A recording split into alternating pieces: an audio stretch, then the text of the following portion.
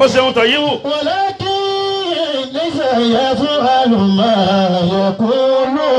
kéwú dáadáa lójú Sheikh Abdulhakeem wọṣọ wọ́n wọṣọ fún gbogbo nǹkan pẹ̀lú mímọ́ ni. wa kullu akhi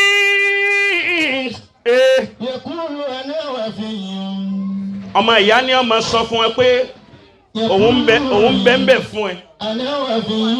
ọ̀rẹ́ ni ọmọ sọ fún ẹ pé òun wà bẹ fún ẹ.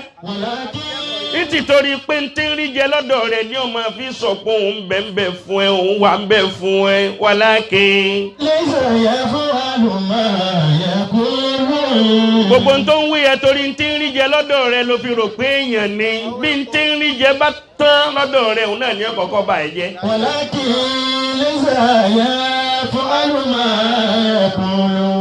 ọ̀wé òpòlọmọ aráyé àmọ́ bánilá wọn kì í bánilá tẹ̀jẹ̀. Hajjaju bun Yusuf nínú àwọn tí wọ́n kọ́kọ́ ta ẹ̀jẹ̀ lẹ̀ sí Kaaba ní olórí bú ni. Hajjaju yìí ẹni ó bá pàdé rẹ̀ lọ́jọ́ dùnnú yóò kún tọ̀hún lẹ́kùn.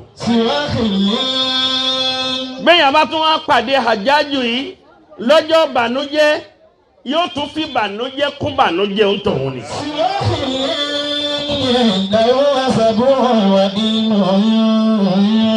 ta ni mo kókó ẹni tí mo wí yìí? ẹ má ni Hajjaju ẹ wí bẹ́ẹ̀. Ọlọ́run má jà àṣàgbákò Hajjaju tànánù àwọn Hajjaju náà ń bẹ nínú fámìlì tiẹ̀ náà. àwọn Hajjaju èèyàn àwọn Hajjaju èèyàn tí ń bẹ nínú ìran rẹ̀ ìran tèmi náà Ọlọ́run má ṣàbá wa já wọn kútukútu. mbọ Hajjaju ẹni tí máa panilẹ́kún ní jẹ́ bẹ́ẹ̀. wọ́n wá kó àwọn mẹ́ta kan lẹ́rú. ẹni ó bá sì ti kó lẹ́rú tó bá ti lóhùn ó pa wọ́n yóò pa wọ́n náà.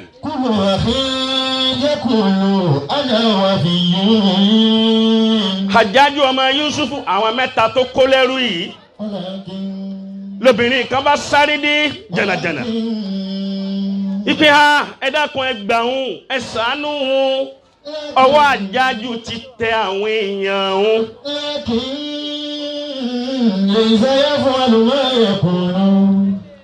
ní sunkún ní jaramẹ́lẹ̀. wọ́n ní wọn náà máa Hajjaju bó ti rí ọmọ àpálágbá kò ní. Hajjaju wá rí bó ti bara jẹ́ bó ti sunkún. Hajjaju wá jáde síta. Hajjaju níta lóbìnrin tí ń sunkún púpọ̀ yìí. ó ní ọmọbìnrin yìí níbẹ̀ ni ẹ dákun ẹ ṣàánú òun mọ̀ pé yẹn bá àánú dọ́dọ̀ yín kẹ́ ṣàánú rẹ̀ gbogbo wọn tí wọ́n máa bá àánú dọ́dọ̀ rẹ̀ tẹ̀ ṣàánú wọn Ọlọ́run ò ní padà ṣàánú wọn náà mọ́. àánú Ọlọ́run ń bẹ lọ́dọ̀ rẹ̀ wọ́n wá bá àánú dọ́dọ̀ rẹ̀ ó wá lé wọn òròpó mọ̀ ẹ́ ṣe atẹ́gùn ní ń fẹ́ sí ọ lónìí ń jẹ́ òròpó mọ̀ ẹ́ ṣe bẹ́ẹ̀ ò sì mọ̀ ẹ́ ṣe ó kàn wọ Ọlọ́run ó kàn fẹ́ àánú rẹ̀ sọ́dọ̀ rẹ̀ ni. ó wá ní ẹni tó bá àánú wá sọ́dọ̀ rẹ̀ àánú Ọlọ́run ó máa jìnnà sí wọn náà. Hajjaju wá fẹ́ gbọ́n tóbìnrin yẹn fẹ́ wí. Hajjaju ní kí ló dé tó ń sunkún tó báyìí ó ní bẹ́ẹ̀ ni ó láwọn mẹ́tẹ̀ẹ̀ta tẹ̀ mú yìí àwọn tán ní access sí mi púpọ̀. Hajjaju níbo ni wọ́n ti jẹ́ sí ẹ. ó ní sẹ́ẹ̀rẹ́ lẹ́yìn ọkọ mi ni sẹ́ẹ̀rẹ́ lẹ́yìn ọmọ mi ni sẹ́ẹ̀wá rẹ̀ ní kẹta yìí ọmọ ìyá mi ni. ẹ bá yóò bọ́ ànábì yẹ fún àlùmọ́ yẹ kó ló ẹ bá ń wí lẹ́sà yẹ fún àlùmọ́ yẹ kó ló. ẹni bá ń fẹ́ oríire ayé àti tọ̀run àti tàlkíyàmá kó yóò bọ́ ànábì gbìtìwìtì. mbọ́ Hajjaju ní kó mú èèyàn kan ti torí ẹkún tó sun èyí tí pọ̀ jù. mú èèyàn kan ni mo lè yọ̀ǹda fún ẹ sọmọ pé mi láàánú débi kí n tiẹ̀ yọ̀ǹda èèyàn kan gan fún ẹ.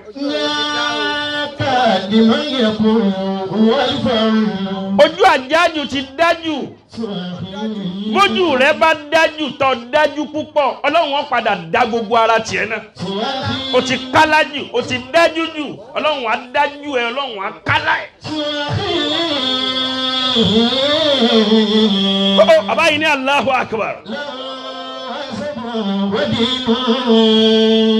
Àmọ́ mo fún ọ l'opportunity kó mú èèyàn ọyọ kan kó sì máa ń lọ. Ẹ dákun láàrin èmi àti yín wọ́n mọ́kọ wọ́n mú ọmọ wọ́n sì mú ọmọ ẹ̀yà ta ni wọ́n mú. Talẹ̀ lè mú ẹ dákun ẹ náwó sọ́mọ ní. Kílẹ̀ yẹn ó mú ẹ̀yin ló kàn. Ẹ bá yòówó Muhammad kò lára ṣe Abdulhakeem. Ọmọbìnrin yìí ó wá náwó mú ọmọ ìyá ẹ̀. Ìgbà tó náwó mú ọmọ ìyá rẹ̀ Àjájú níta ló mú yìí ọlọ́mọ ìyá òun ni.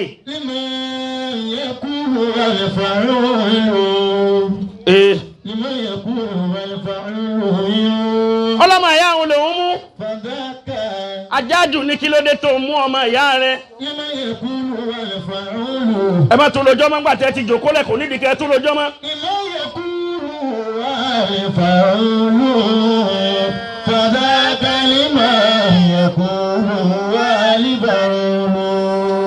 Àmọ́ bí tí fídíò yóò dé a máa wá rí téèyàn ń yanu tí ń yanu tí ń yanu kókó akíláàsì ya alágbájá tí ń yanu báyìí.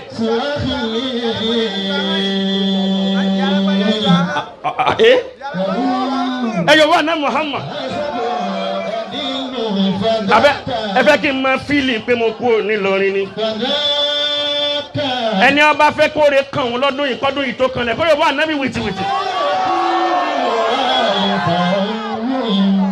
Àjájú ọmọ Yusufu ó ní kí ló dé tó mú ọmọ ìyá rẹ̀. Ó mú ọkọ ó mú ọmọ.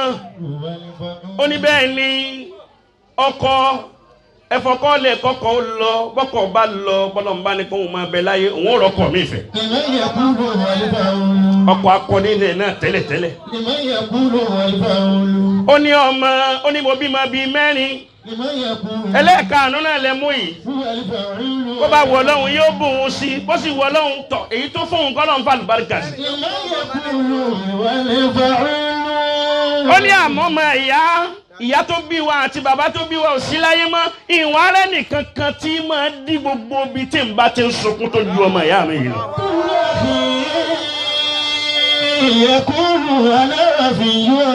Tẹ́ bá ti fi mú yín pa ẹ ti pa òun náà nù. Ẹ ti pa nù. Ẹ dákun mo yọ̀ǹda fún yín ẹ fọmọ ìyá mi ilẹ̀ torí Ọlọ́run mo bẹ̀ yín ni. Àjájú wa derí kodò. Pẹ̀lú àwọn èèyàn báyìí sì ń bẹ láyé. Ọmọ ìyá rẹ̀ náà ló kàkún tó báyìí. Ó dà pẹ̀lú pé ó fi pé ọmọ ìyá rẹ̀ ló sì fẹ́ ká fi ilẹ̀. Mo fi ọlá bẹ̀rù Ọlọ́run àti ìfẹ́ tí ń jọ ń bẹ láàrin yín mo fi tú gbogbo àwọn yòókù náà lẹ̀. Ẹ pariwo Ọlọ́run dáadáa. Ọmọ ìyàwó ni wọ́n jẹ́. Irú ọmọ ìyàwó ló jẹ́. Ọmọ ìyá aranjú lẹ́lòmí. Irú ọmọ ìyàwó ló jẹ́. Irú ọmọ ìyàwó lèmi náà jẹ́. Òkùnkùn ní kùnkùn nínú mọ́mọ́nú. Bí n bá ń da fún yẹn ẹ gbárùkù tẹni tí n bá ń da fún nínú ẹbí yín ẹ má jẹ́ kí ògbó ẹbí yín ó kú. Gbogbo ẹbí yín bá kú tẹ dìtẹ́ rẹ̀ tó fi kú. Bóyá lẹ́rìí mi mọ̀ tẹ́ fi tútàlì kí á mọ̀ lọ́wọ́ fi ní.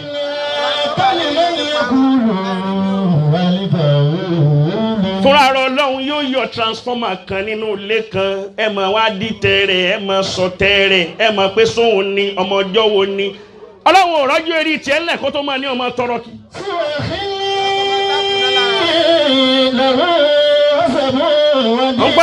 Wọ́n pọ́ máa jọ́wọ́ ni ọmọ ọdún wo ni.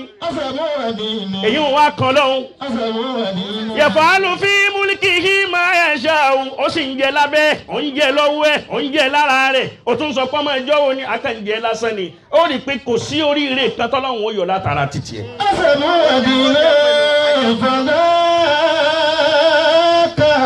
Oṣù. Ntọ́jẹ́ kí n lọ bí ọ̀rọ̀ ọmọ ìyá ni pé ẹ̀wò bẹ́ẹ̀ yẹn ọmọ ẹ̀wò bẹ́ẹ̀ ti dúró. Ká pé àwọn bàbá ọlọ́mọ àti ìyá ọlọ́mọ ò sí Nàìjíríà yìí.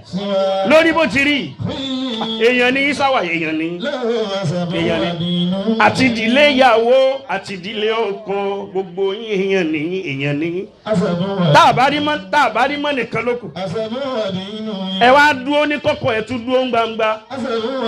Gbogbo ẹni tí bá máa dúró pé ojú òní ti ọmọ ẹ̀yà mi fúnra rẹ̀ Ọlọ́run ó ní káwọn màláíkà máa sọ kójú ọmọ tí òun náà ti èkú. Àmọ́ gbogbo ẹni tí máa sọ pé ó fẹ́ tán fún un náà tó yín mú òpó fẹ́ tán fún yàn ẹni tó sì tanná rẹ̀ ọba tí èèfé kí nǹkan ó tán ni. Ìwọ ń sọ pé ó fẹ́ tán fẹ́ nìkan ọmọ pé wọ́n gan ló padà tán tìran. Gbogbo tí ń jẹ́ kó sí ọmọ pọ̀ láyé òun náà ní àwọn.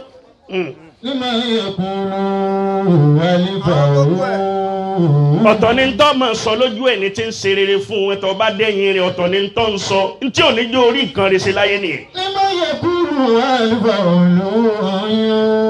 Gbogbo wa kójọ lónìí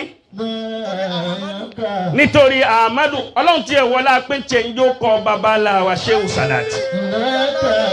Ẹ pé Shehu ẹ wí Shehu yẹn dáadáa.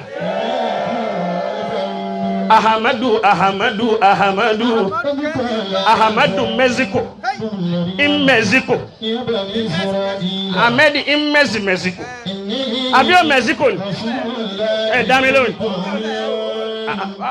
kí ló tẹ̀yìn o ẹ wí ni Ahmed ti Mexico gbogbo ẹni tí ó bá gba tàmẹ́ẹ̀dì dáadáa yóò kàn máa dẹni tí ó máa gbà kó. Bọ́ọ̀ bá ṣe rí lè gbé sẹ́ni tó jù ẹ lọ fẹ́ gbà kó ni.